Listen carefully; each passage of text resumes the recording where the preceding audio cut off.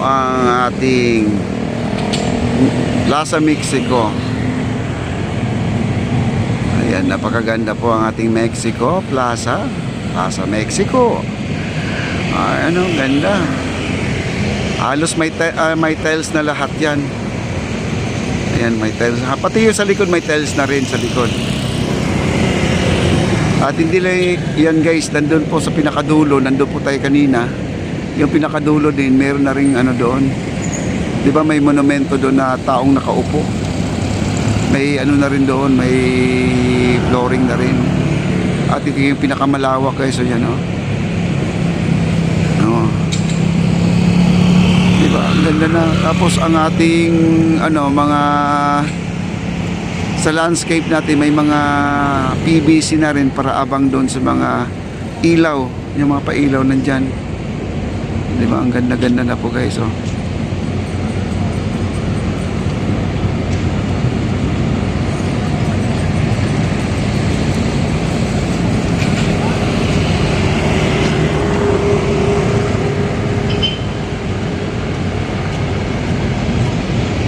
Grabe.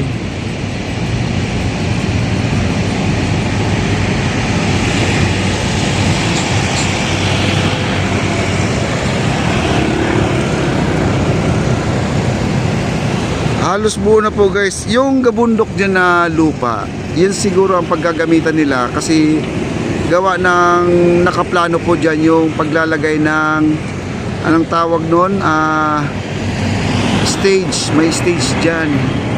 Baka yun na po ang gagamitin nila. Yan. Yan si kuya at sinisave na po niya ang lugar niya kasi ayan, si kuya kasi ang magbabantay dito sa lugar. Siya ang magbabantay kasi may mga gamit na po sila dito. Yan po sa contractor po yan siya. Sa gumagawa dito sa Trelex mga kaibigan. Siya po ang mag-guardia. Sipag din niya sa gabi guys, mga magbabantay. Ayan na, paalala ko lang. Wala pang asfalto. Ulitin ko lang kasi mamaya ma-fake news tayo guys. May nagsasabi naman siguro na may asfalto na, no? Ayan, no? Kita nyo naman, puting-puti yan guys, wala pa talaga.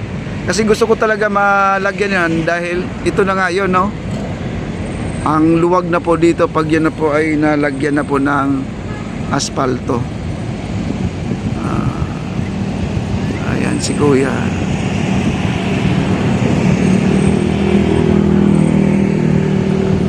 Okay, like, share, like, and comment na po tayo guys sa mga hindi pa nakapag-likes. Ayan, may sarili silang basura dito. Ayan o, laki ng basurahan nila o. Ayan si Rex o. Rex, tawagan. Ayun pala naglalakad o. Hinahanap ako dyan guys. Hinahanap ako dyan. Kanina pa yan eh. Si Rex o. Ayan, at siya po ay mag-iikot yata guys to. Wow. Yung mga puno, hindi yan tinanggal guys kasi baka iniisip na baka tagal. Hirap kaya magpatubo ng puno. Matagal patubuin yan. Ayan, ganyan kalaki yung mga puno na yan. Alam ko yung puno na yan ay Nara tree. Ayan o, ganda. Ito yung sinasabi ko kanina na ang ating part ng Plaza Mexico at saka yung Maestranza ay hagdanan po. Ito po ay daungan ng mga barge dati ng kapanahunan ng Kastila guys. Ayan o. May hagdanan no. Nagyan nila na hagdanan.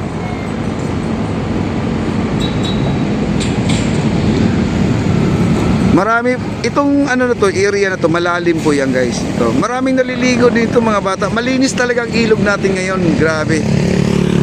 Napakalinis guys.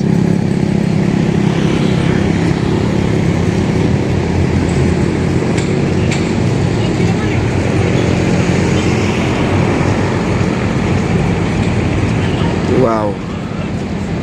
Ayan si Rex. Ayan si Rex, nandun si Rex oh. Hinahanap ako eh.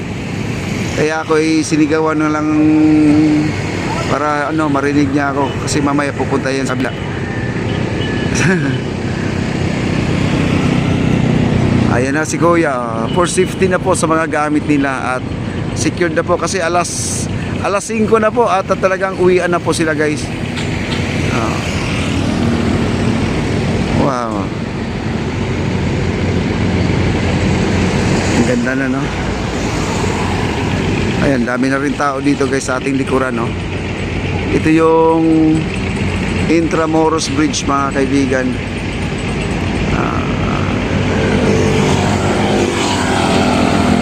Ang ganda na, no? Tapos doon sa dulo, ayan po ang ating crane. At nagtatrabaho siguro mga 100 meters Fort Santiago na po. Kunting-kunti na lang po siya. Ayun na gumagawa yan guys. Nagtatrabaho pa rin yan. Ayan si ano, si Kuya. Siya po nagbabantay. Yan si Kuya. Ano rin yan, contractor, yung workers din yan. Pero inassign na po siya sa gabi. Gawa na marami nga talaga dito guys na ano, yung mga bilis kamay. No? Kasi ang ating plaza marami po mga gamit nandyan sa loob, mga gamit nila. Kaya di pwede na walang tao po dito. Baka magtatanong kayo, may gwardiya naman dyan. Hindi ko lang alam kung may gwardiya sa gabi. Hindi ko alam. Kasi pag nagbablog kami dito hanggang alas 5 lang kami, alas 6 wala na. Sa gabi kasi hindi ko alam kung may tao dito, no. Ayan, no.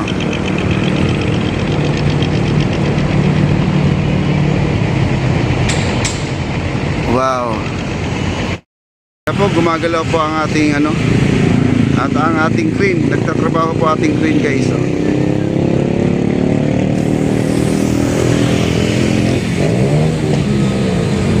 Kunting-kunti na lang talaga at matatapos na po ang ating ano, paglalagay ng mga pilote. Ayan, at umiikot po ating crane. Kaya kita nyo naman dito sa side na yan, no? Ayan po ang kulay puti na yan, yung papunta doon. Yun na po yung Fort Santiago, yung crane na yan, no? Parang dangkal ko na lang po, dangkal na lang. At abot na po ang ating Fort Santiago, Mexico.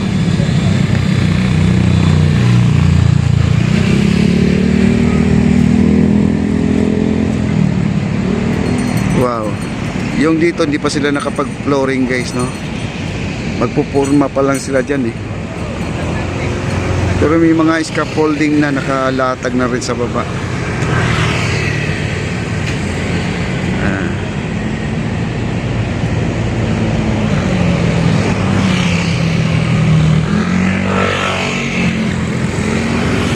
Marami po dito mga nagtitinda, namamasyal. Ayan, oh, marami dito. At puro vandalism na po ang ating area. Ayan, puro sulat. Ayan. Siguro maganda sa kanilang paningin ng mga vandalism na yan. Ayan, tuloy po tayo sa ating update. Kaya sa katunayan po, kaya kinunan ko yan. Katunayan, nandito po tayo sa may Intramuros Bridge na katungtong, mga kaibigan.